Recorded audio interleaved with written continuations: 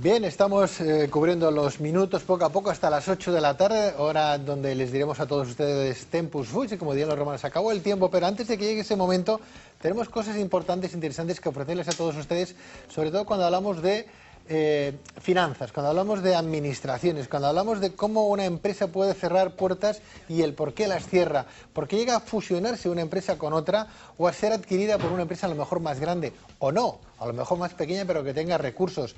¿De qué manera una persona puede llegar a capitalizar su dinero y crear una empresa o, por qué no, con ciertas personas crear una nueva empresa de desarrollo? Esas cosas que tenemos que conocer hoy, cómo se suelen hacer de una forma muy clara, muy llana, muy transparente, para que cualquier persona que quiera pueda hoy utilizar los servicios de nuestro siguiente invitado. Hablo de Jordi Blasco, que es socio fundador de Ars Corporate, una firma especializada en M&A, fusiones y adquisiciones, que ha asesorado a clientes como el Circo de Soleil, por ejemplo, Grupo Lavinia, Samsung, Virginia Group, entre otros, ¿no? Jordi Blasco, muy buenas tardes. Hola, buenas tardes. Bienvenido, Jordi. Tú eres un buen gestor financiero, eres un buen gestor administrativo, eres un buen gestor jurídico. ¿Dónde te sientes más cómodo? Bueno, para dedicarse a las fusiones y adquisiciones, la verdad es que uno tiene que saber de bastantes cosas. Evidentemente, apoyarse en especialistas, pero en general podríamos decir que los que nos dedicamos a fusiones y adquisiciones venimos fundamentalmente o bien de económicas y derecho y también de ingenierías, y esto complementado con posgrados en dirección de empresas, en auditoría, este tipo de cosas. Está muy bien. Hablemos de esas fusiones y adquisiciones que hoy podemos ver casi por doquier. Las empresas no van bien, unas se fusionan, otras se adquieren. No vamos a hablar en sí cómo se organiza, ¿verdad? Se formula ese tipo de actividades, sino qué pasa con los trabajadores cuando una empresa se fusiona o cuando una empresa, por ejemplo, es adquirida por otra, ¿no? No es lo mismo, no son los mismos parámetros ni significa tan siquiera lo mismo. La verdad es que no, una adquisición pues es una compra de una empresa por otra, y una fusión realmente es una operación por la cual se combinan dos empresas. Es obvio que no es lo mismo que dos empresas sean más o menos iguales, de tamaño similar, y se fusionen, que ahí no hay vencedores ni vencidos, no hay un comprado y un vendido, o que una empresa absorba a otra mediante una fusión, y ahí, pues cuando una es mucho más grande que la otra, sí que puede ser visto como una adquisición. Pero en todo caso, no hay una venta de una empresa en una fusión, sino una combinación de sus activos, de sus pasivos, de sus trabajadores, de su cartera de clientes, etc. Claro, pero si hablamos de una fusión, yo imagino, tenemos una empresa que ya funciona, tenemos otra que funciona tal, Correcto. Que las dos seguramente trabajan en el mismo sector y se fusionan de alguna manera para captar, tener los mismos clientes, que el mismo universo sea para ellos dos organizados en uno. Si antes se llamaban AB, ahora se crea una que es C y aglutina todos los posibles clientes, ¿verdad? Pero claro, el que trabaja en A y el que trabaja en B, al fusionarse, hombre, pues a lo mejor hay dos departamentos de administración, hay dos directores de programas, hay 8 obreros en una rama mecánica y 8 obreros en una rama mecánica en la otra. Al fusionarse, ¿se van a la calle 8 de esos obreros, por ejemplo? Va a depender del tipo de comprador y del tipo de empresa comprada o del tipo de empresa absorbida. No es lo mismo cuando están exactamente en el mismo sector las dos empresas, que entonces sí que pueden haber redundancias más o menos importantes, que cuando están en subsectores distintos o en mercados geográficos distintos. Puede ser que yo adquiera a un competidor, pero que tiene una fuerte presencia, supongamos, en el centro de la península ibérica, y yo estoy más focalizado en el Levante. Pues ahí la verdad es que habría una situación de pocas redundancias. Quizá alguien de administración sobraría, pero en general el grueso de trabajadores no sobrarían, porque están repartidos en mercados geográficos distintos. Pasa lo mismo cuando una empresa comprada no está exactamente en el mismo sector o en el mismo nivel de la cadena de valor, como llamamos, que la empresa que te compra. Un proveedor compra a un cliente compra a su proveedor, etcétera, ¿no? En ese tipo de casos puede haber alguna pequeña duplicidad, pero no es exactamente un drama en términos de qué pasa a la plantilla, ¿no? Y Jordi, en cualquier caso, cuando una empresa adquiere otra, Sí. la empresa, siempre que una empresa adquiere otra, ¿estamos hablando del mismo sector o no? No, para nada. En términos generales, la historia enseña que en tiempos de bonanza las empresas compran empresas muy distintas como son para diversificar y entrar en nuevos mercados. En tiempos de recesión sí que se tiende más a comprar empresas de tu propio sector, porque sueles tener una capacidad productiva no utilizada, te han caído las ventas, y por tanto intentas comprar a un competidor para tener más cuota de mercado. Está bien. Estas son las operaciones que pueden ser más peligrosas para las plantillas, por supuesto. Cuando escuchamos en los medios de comunicación, radio, prensa, televisión, que una caja, un banco se ha fusionado, claro, yo no sé, desde el punto de vista del inversionista, el que tiene ahí sus dineros, ¿no? Ya no hablo del propio trabajador, que ya lo has explicado, ¿no? Pero ¿corren peligro las inversiones, o mejor dicho, ¿cuándo corre peligro una inversión? ¿Cuando alguien compra aquella entidad o cuando aquella entidad ha sido fusionada con? Yo diría que en principio, si hablamos del sector financiero, el sector bancario, cuando hay fusiones no deberíamos temer por nuestros ahorros. Más bien, podrías pensar que estuvieron en peligro antes de la fusión, porque en el sector bancario, en el sector financiero, está todo muy supervisado, de modo que no se hace una operación, sino es que con el visto bueno del Banco de España, etcétera, ¿no? Yo diría que todos los procesos de concentración que han habido de las cajas, en realidad redunda en favor de su solvencia, no lo contrario. Por tanto, yo diría que más bien podemos estar tranquilos. O sea que cuando una caixa, por ejemplo, o un banco se fusiona es porque el banco o la caja no iba del todo bien y nuestro dinero corría peligro. Digamos que en algunas situaciones han habido especulaciones en este sentido. Sí, el modelo bancario español se ha basado mucho en la apertura de nuevas oficinas, es decir, una gran capilaridad de oficinas. Y esto es un modelo que es bastante peculiar en España. Uno va por el extranjero y no ve ni tantos bares, pero tampoco ve tantas oficinas bancarias por la calle. Es curioso. El otro día escuchaba una tertulia económica en Punto Radio, por cierto, los compañeros de Punto Radio, y nos llegaban a decir, bueno, es que parece como que las empresas de fuera están haciendo el mes de agosto en España, ¿no? Nos están comprando. Están comprando empresas, pero hablo de las multinacionales. Pero claro, es que España no tiene empresas multinacionales. A cualquiera que nos esté viendo, díganme ustedes 5 empresas que ahora le vengan a la cabeza que sean españolas y que sean multinacionales. A ver, las haylas. Muy pocas. Bueno, el sector de farmacia, por ejemplo, el sector audiovisual, el financiero. Hay bastantes sectores donde sí que tenemos multinacionales, lo que pasa que pocas tienen... ¿Con capital propio español? Con capital español, sí. ¿Y creadas aquí son multinacionales? Y creadas aquí, sí. Y hay también las que considero más meritorias, que son las pequeñas multinacionales, es decir, las que no están cotizadas en la bolsa y que han conseguido pues ir expandiéndose fuera de nuestras fronteras. No obstante, Jordi, no se nos ve desde el exterior como una... Por eso no tenemos tantas multinacionales como Francia o Alemania, por ejemplo, que son más de... Nosotros somos más de servicios, ¿no? Más de crear empresas, ¿no? Las grandes factorías, las grandes multinacionales no están en España, en comparación a, ¿verdad? En cambio, se nos ve desde fuera como una... Vamos, que nosotros nos dedicamos a los servicios, al turismo y esas cosas, pero de crear en sí empresas grandes, como que no... Tenemos muchas y pequeñitas, eso sí, ¿verdad? Eso es cierto. Sí, hay quien opina, hay estudiosos que opinan que el problema es que nos hemos incorporado a la Europa, digamos, puntera, con 25 años de retraso, ¿no?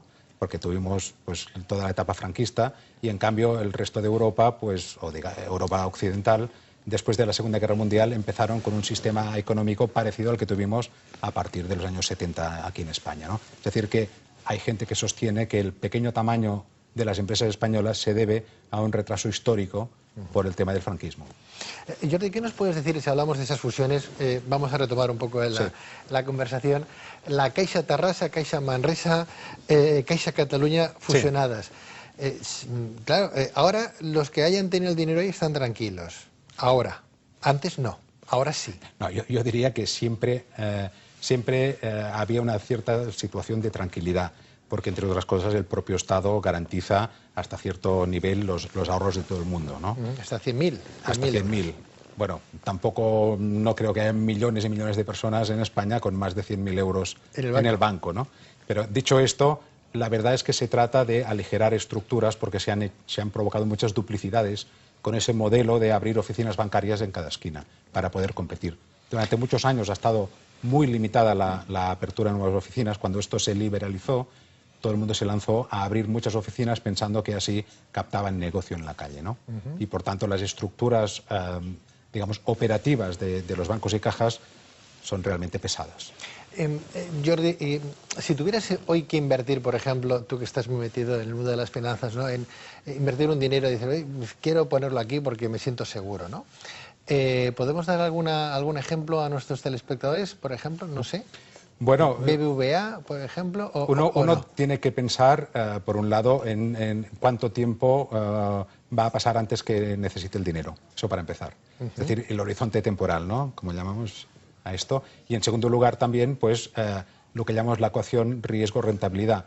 Es decir, si uno le va la marcha, si uno está dispuesto a tener ciertas pérdidas, puede apostar por valores volátiles, por valores que cambian mucho su valoración en poco espacio de tiempo y tener grandes rentabilidades.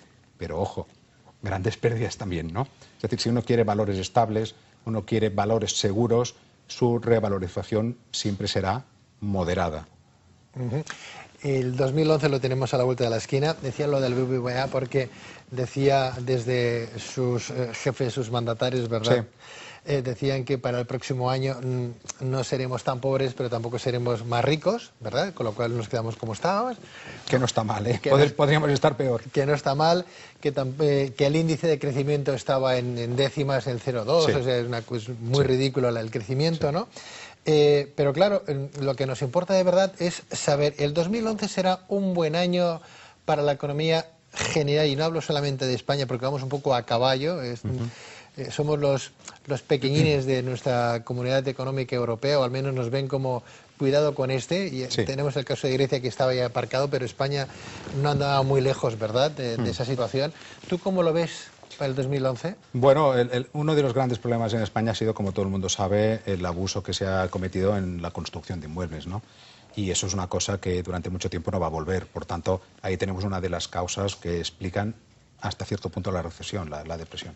Dicho esto, creo que el año 2011 será mejor que el 2010, entre otras cosas porque las empresas que estaban realmente mal, la mayoría ya han caído. Y un indicador de esto es que el número de concursos de acreedores se ha reducido. De 2009 a 2010 ha bajado el número de empresas que han caído en concurso. Eso es un buen indicador para ver cómo va la economía, ¿no? No hay alegrías, la gente lo pasa mal, no hay crédito a las pequeñas y medianas empresas, todo esto va en contra. Pero la verdad es que, en general, los que tienen que aguantar van aguantando y, por tanto, podemos decir que cada día que pasa estamos un poco mejor que el anterior, ¿no? En los créditos ICO, esas ayudas que tenían que haber llegado a los... A los grandes bancos, yo no sé si se los han quedado por esas fusiones, se los han quedado para aguantar un poco más de tesorería. La gente está pendiente y dice, bueno, yo he pedido un préstamo, he pedido un crédito y no aparece por doquier. Y sin embargo el gobierno no hace nada más que decir, vamos a dar tantos millones de euros a las entidades financieras para que ayuden a sustentar el país, pequeños o medianos empresarios. ¿Dónde está ese dinero? Bueno, hay varias explicaciones, pero una muy fácil es la siguiente.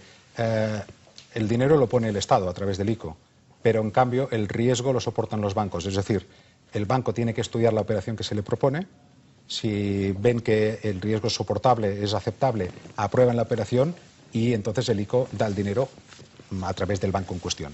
El problema es que si la empresa va mal y no se devuelve el préstamo, es el banco el que soporta la pérdida. De modo que con los índices de morosidad que ya están soportando ahora mismo, son muy restrictivos en cuanto al riesgo que aceptan.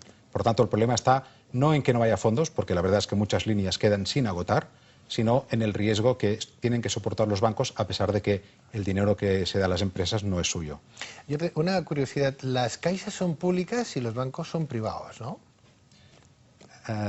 La verdad es que muchas veces uno se pregunta de quién son las cajas, porque no hay accionistas, ¿no? Y hay una discusión bastante, a veces jocosa, a veces un poco más seria, de quién debería realmente mandar en una caja. La verdad es que uno llega a la conclusión que las cajas son, en la práctica, un terreno acotado o un coto de los propios directivos, porque los impositores, los compromisarios de los impositores, etcétera, pintan más bien poco. Y, por tanto, uno de los problemas que tienen las cajas es que no tienen, más allá de un cierto control por parte del supervisor y por parte de poderes políticos, no tienen el control del mercado como tal. Con lo cual... O sea, las caixas, en definitiva, las pagamos todos. O sea, si una caja se tuviera que cerrar, el que perdería, para que no se cerrara, todos los españoles. Sin duda, sin duda. Dices que las cajas la llevan y son, de alguna manera, de los jefes, ¿no? Sí. Claro, yo quiero entender, corrígeme si no estoy equivocado ya para finalizar, Jordi, que no sé, se me ocurre que hay exministros, ¿verdad?, del gobierno o no del gobierno, que están como presidentes en ciertas cajas, ¿no? o han sido presidentes de estas cajas. Quiero entender entonces que siguen un poco la cuerda de lo que fueron esas cajas. Digamos que la legislación de cajas es distinta en función de las comunidades autónomas en España. Y hay algunas que permiten un control político superior y otras que, en cambio, el poder político está más limitado a un 25% de los derechos de voto, cosas de este estilo, ¿no? Hay comunidades autónomas en las cuales los poderes públicos, los políticos, tienen mucho poder de decisión respecto a qué hace la caja. Ahí sí que se producen casos evidentes de inversiones dudosas, que no se dan tanto en otras comunidades donde el poder político, por la legislación autonómica de cajas, está mucho más limitado, como es el caso, afortunadamente, de Cataluña. En Cataluña tenemos una buena legislación en este sentido. Bueno, pues Jordi Blasco, socio fundador de As Corporate, firma especializada en fusiones y adquisiciones. Mil gracias, Jordi, por ilustrarnos de tal magnitud, con tanto grado, el tema que hoy queríamos conocer. Mil gracias, de verdad. Un placer. E igualmente.